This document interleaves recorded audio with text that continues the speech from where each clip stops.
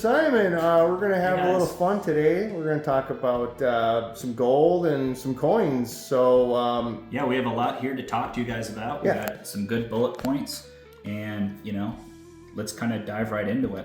So first of all, I'm just going to talk about some props I brought here. I brought some gold. I made a deal with Simon. He helped me move some unwanted 90% Kennedy half dollars. And so how did we do? Yeah, I wouldn't even say unwanted, Brian. I would say it takes they don't up a lot of space. In right. Am I doing better from that trade? That's what we're going to talk about today.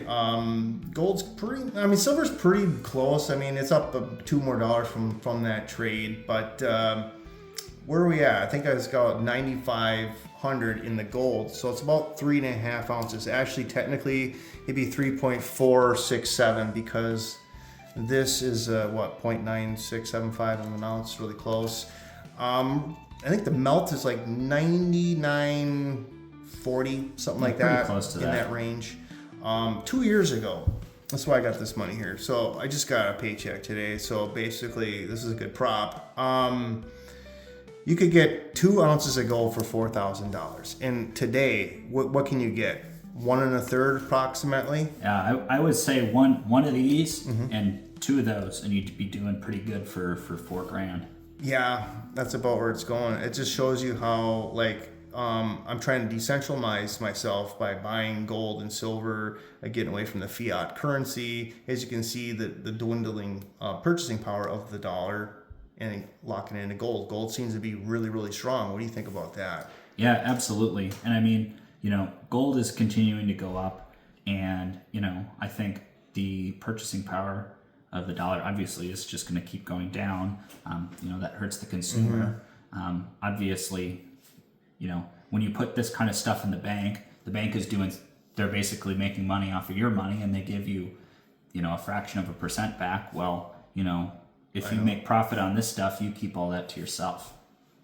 Yeah, and also you can hide gold. Right. Yeah, you could stick a gold coin in the ground, and it's going to be pretty much the same as you stuck it in there 50 years ago. You can't really do that with cash either. Exactly.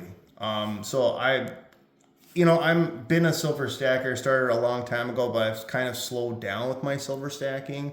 Some of my profits, not all of them. Honestly, I got to buy some numismatics that I can sell at coin shows. I like to get a couple pieces of gold here and there. There's nothing wrong with that. And I just think it's really, really, really liquid.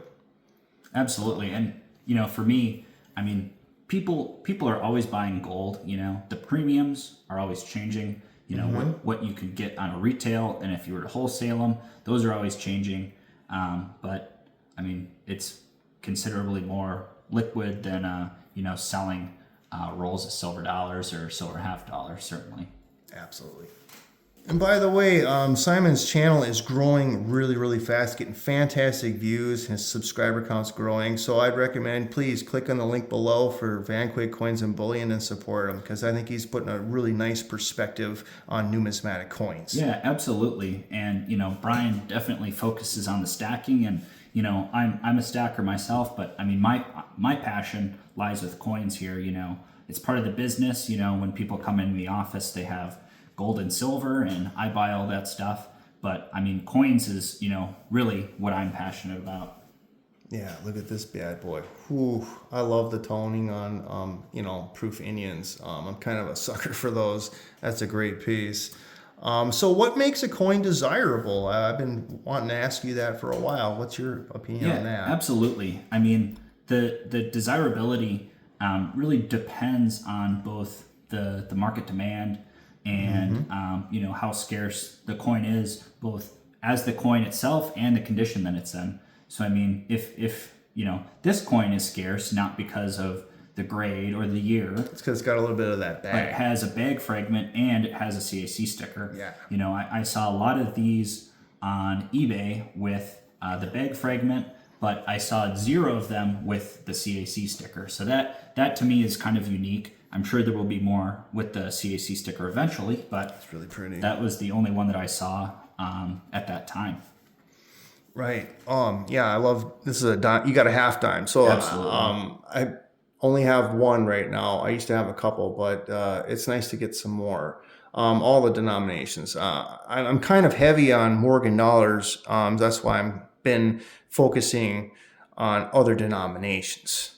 I really love this, by the way. You guys are probably eyeballing this thing. Look at this thing. It's just almost uncirculated, but look at the finish on this thing.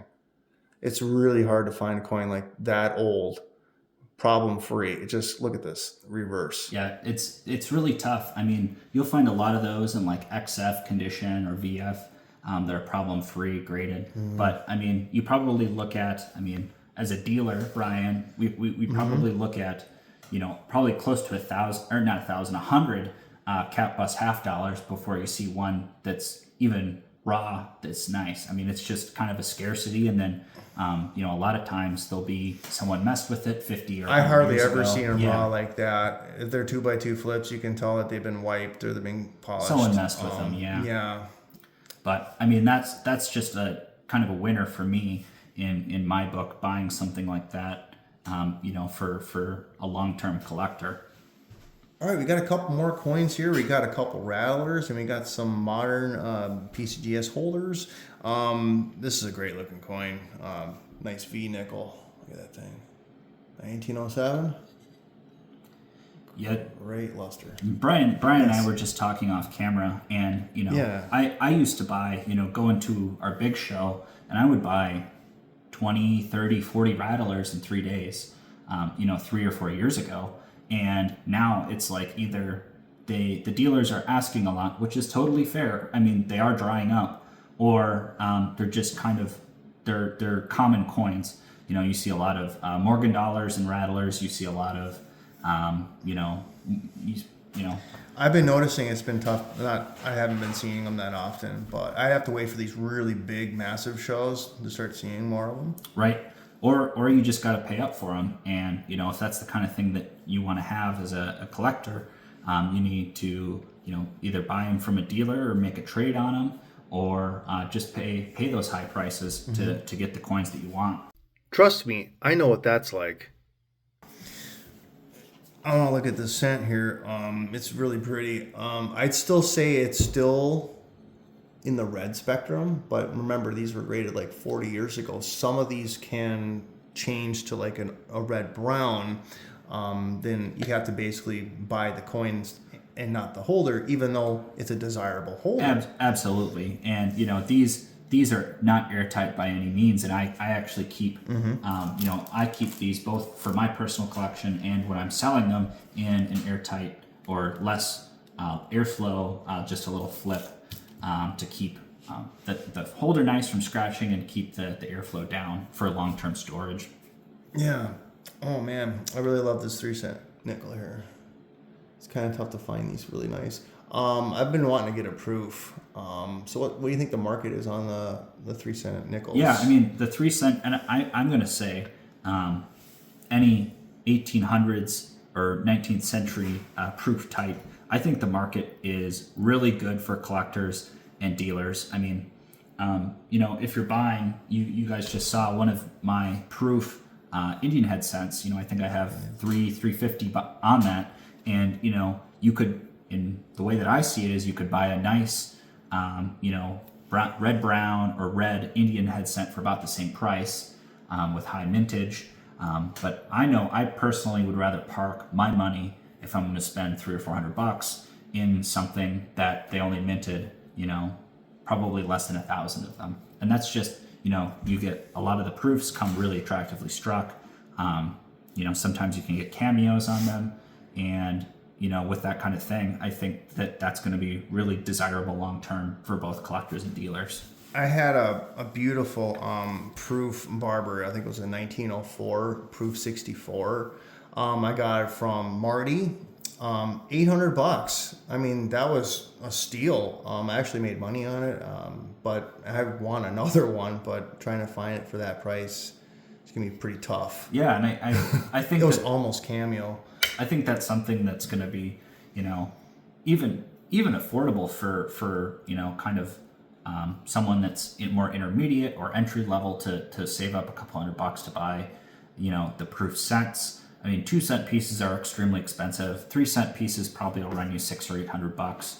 And then, but once you get more of like these long run, you know, the Barber series, the seated series, you know, where you have, they're produced for, I don't know, 90% of them are like, you know, good condition. Yeah.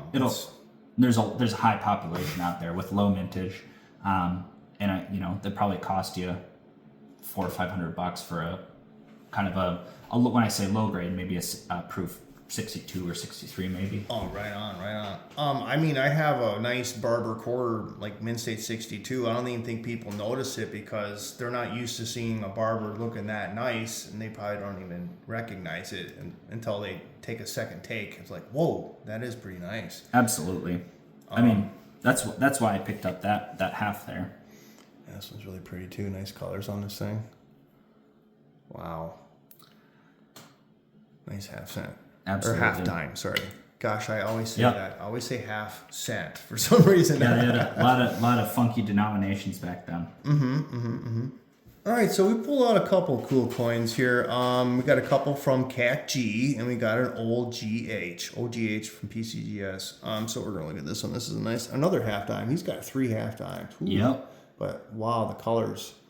These always tone out really good. I see a lot of these on eBay. They're just crazy colors, and they want what, $2-3 grand? Yeah, but I mean they're like top level. Yeah, you're paying grades. for the color, and then obviously if it's a, you know, 66, 67 or, you know, top pop kind of thing, then that's just the cherry on the top there. Right on. I wouldn't pay $3,000. That's why they're still for sale, right? But they're pretty to look at.